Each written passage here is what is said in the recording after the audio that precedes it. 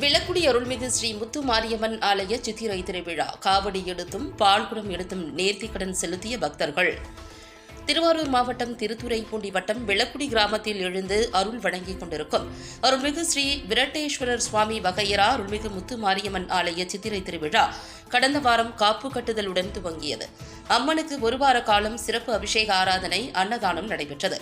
சுவாமி ரிஷப வாகனம், மயில் வாகனம், குதிரை வாகனம், யானை வாகனத்தில் எழுந்தருளி பக்தர்களுக்கு காட்சியளித்தார்.